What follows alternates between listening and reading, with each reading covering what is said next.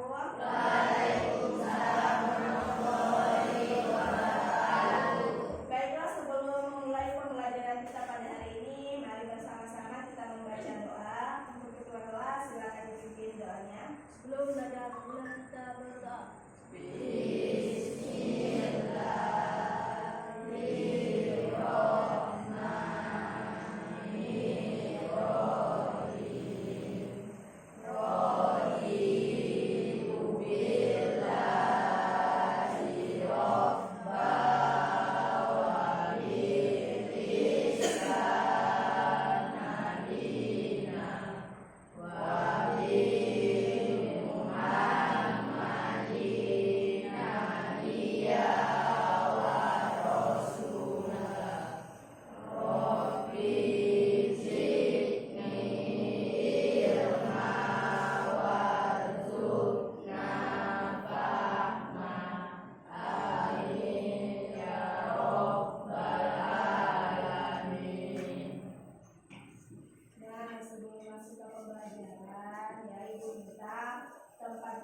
Silakan dirapikan, sampah yang ada di sekitar kalian silakan dibuang terlebih dulu.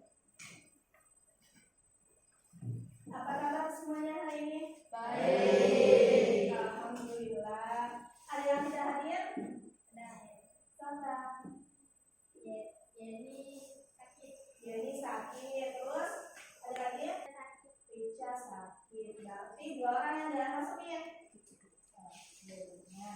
Sebelum kita lanjut untuk menambah semangat kita dalam mengikuti pembelajaran pada hari ini, masih ingat tetap semangat?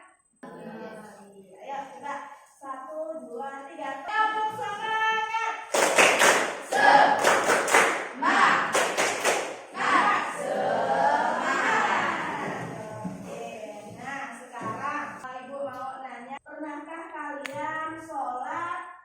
Dalam perjalanan jauh, semisal saat berpergian keluar kota, apa yang kalian lakukan jika waktu sholat tiba di tengah perjalanan? Ada yang mungkin ada?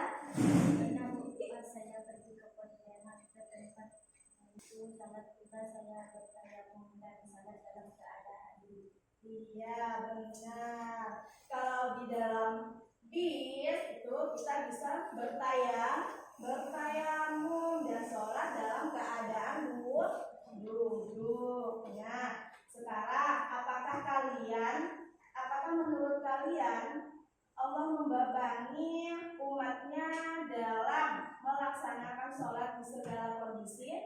Tentu jawabannya tidak. Nah, dalam Islam Allah itu memberikan keringanan atau yang disebut dengan rukhsah dalam sholat agar umatnya itu bisa melaksanakan sholat dalam kondisi tertentu. Nah, anak-anak, tahukah kalian bahwa Allah itu Maha Penyayang, ya? Bahkan dalam kondisi sakit, hujan deras, atau dalam perjalanan jauh, kita tetap bisa melaksanakan kewajiban kita dengan cara yang mudah, ya. Contohnya sholat, Allah itu memberikan kita keringanan agar kita tetap bisa melaksanakan sholat. Nah, pada hari ini kita akan belajar mengenai rukhsah dalam sholat, yang dimana setelah belajar rukhsah, kalian diharapkan itu mampu memahami pengertian rukhsah dalam sholat, mampu mengidentifikasi kondisi-kondisi yang membolehkan rukhsah dalam sholat, serta mampu memahami hikmah rukhsah dalam sholat. Nah, sekarang coba kalian perhatikan ke depan, ya. Di sini ada PPT, yaitu rukhsah dalam sholat. Nah, sekarang apa itu rukhsah dalam sholat? Sambil dibuka buku paket ya.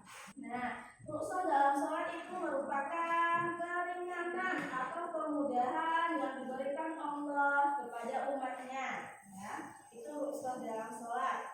Ini dalil yang berkaitan mengenai rukhsah dalam sholat, yaitu Quran surah Al-Baqarah ayat 286.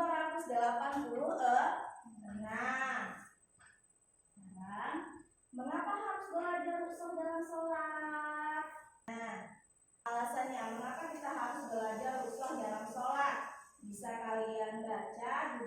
ya. Soalnya PPT ini juga sudah Ibu kirim di grup WA kita. Nah, bagaimana penerapan rukhsah dalam kehidupan sehari-hari? Yang pertama, qasar sholat atau memendekkan sholat. Yang kedua, jamak sholat atau menggabungkan sholat. Ketiga, sholat dengan posisi duduk atau berbaring. Keempat, tayamum sebagai pengganti duduk. Yang kelima, menunda sholat karena kondisi darurat. Keenam, penggunaan pakaian yang tidak sempurna. Untuk apa belajar rukhsah dalam sholat? Rasanya, meningkatkan kepatuhan terhadap kewajiban sholat. Jadi tidak ada alasan bagi kita semua untuk tidak melaksanakan sholat. Yang kedua, menerapkan sholat sesuai syariat. Yang ketiga, membantu kita menjadi muslim yang bertanggung jawab, patuh, dan penuh kesadaran dalam menjalankan ibadah kepada Allah di segala situasi. Jadi jika dalam keadaan berdiri dengan sempurna kita tidak mampu melaksanakan sholat, berarti kita bisa sholat dengan duduk. Dan jika duduk tidak mampu melaksanakan sholat, berarti bisa berbaring. Ya. Sekarang Ibu akan membagi kalian menjadi beberapa kelompok, ya, sesuai dengan gaya belajar kalian, yaitu gaya belajar visual, auditory, dan kinestetik. Nah, ini untuk LKPD-nya, ya. LKPD untuk gaya belajar visual, tolong diperhatikan ke depan. Untuk LKPD, ya, yang pertama gaya belajar visual. Di sini kalian diminta untuk menganalisis setiap gambar yang ada di bawah, lalu dijelaskan, didiskusikan bersama dengan kelompokmu. Nah, untuk gaya belajar auditory, ini ada rekaman mengenai skenario kejadian, ya. Jadi saya harapkan kalian itu mendengarkan dengan seksama dan menjawab pertanyaan terkait permasalahan yang ada di rekaman video ini. Untuk mendengarkannya boleh kalian cek di WA, ya. Sedangkan untuk gaya belajar kinestetik, kalian diminta untuk melakukan simulasi kondisi yang membolehkan rukhsah dalam sholat, lalu diskusikan bersama kelompok. Untuk waktunya 30 menit cukup. Oke, mulai dari sekarang silakan dikerjakan. Kalau ada yang tidak dimengerti boleh ditanya. Silakan dikerjakan.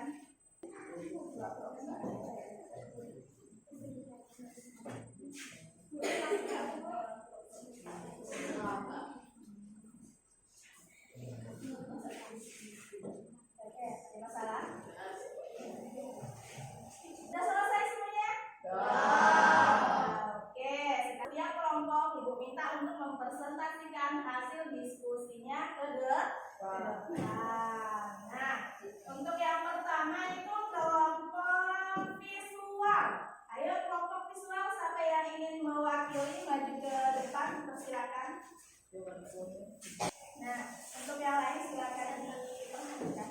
Assalamualaikum warahmatullahi wabarakatuh. Waalaikumsalam warahmatullahi wabarakatuh. Lakukan seperti sholat biasa, duduk di lantai atau kursi, duduk dengan membungkukkan badan, sujud dengan lebih membungkukkan badan dibanding rukuk, sholat dengan berbaring, diisikan berbaring di sisi kanan menghadap kiblat. Jika tidak mampu, boleh berbaring dan melentang dengan kaki terhadap kiblat.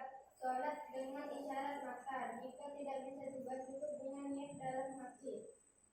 Dan jika kamu sakit atau dalam perjalanan atau kembali dari tempat buang air, keadaan atau posisi yang nyaman. Oke, tepuk tangan untuk kelompok. Terima kasih pada Melania. Nah, selanjutnya kelompok gaya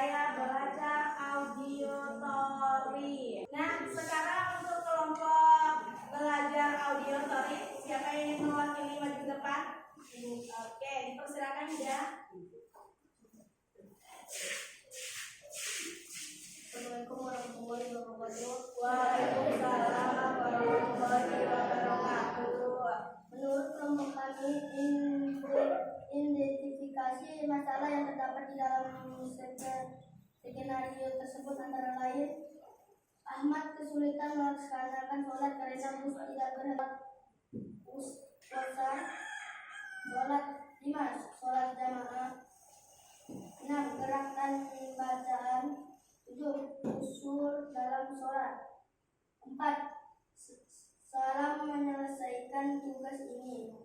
Kami mempelajari banyak hal tentang ruksa dalam sholat yang sebelumnya belum terlalu kami pahami secara mendalam, kafir atau dalam keadaan darurat lainnya.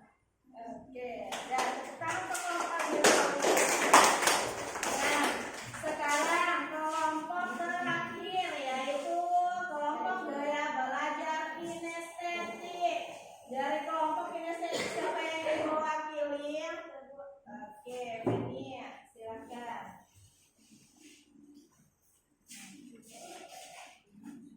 Assalamualaikum warahmatullahi wabarakatuh. Waalaikumsalam warahmatullahi wabarakatuh. Saya perwakilan dari kelompok kinestetik akan melakukan simulasi praktek wudhu dengan tayamum jika tidak ada air. Alat dan media tayamum: permukaan yang berwudhu, dinding. Niat tayamum: saya berniat tayamum untuk menghilangkan hadas kecil sebagai pengganti wudhu karena Allah Subhanahu wa Ta'ala. Yang pertama,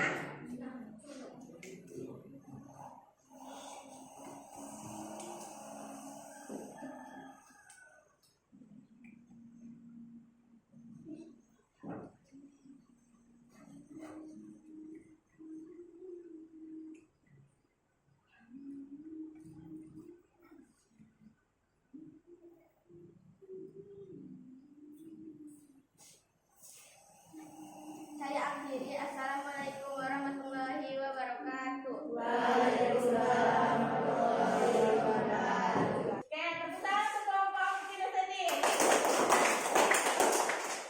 Alhamdulillah, presentasi kelompok kita pada hari ini ya berjalan lancar sesuai apa yang diharapkan. Semoga apa yang kalian dapat hari ini bisa kalian ingat. Nah, sekarang bagaimana pelajaran hari ini menurut kalian? Apakah menyenangkan? Apakah ada bagian-bagian yang tidak kalian pahami? Oke, nah sekarang ada yang bisa memberikan kesimpulan tentang pelajaran kita pada hari ini? Nah, ayo dipersilakan Hakim. Itu adalah keringanan atau kemudahan yang diberikan Allah kepada umatnya.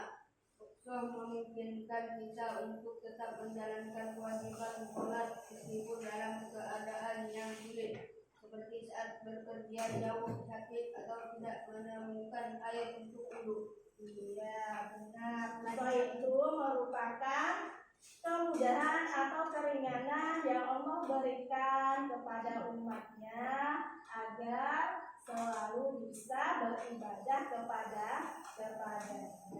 Nah, dari evaluasi yang Ibu lakukan pada kesempatan kali ini, nilai kalian semua mencapai KKM. Jadi untuk pengayaan nanti tugasnya Ibu kirim di grup WA.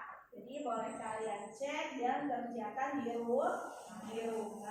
Nah, untuk mengakhiri pelajaran kita pada hari ini, mari bersama-sama kita mengucapkan hamdalah.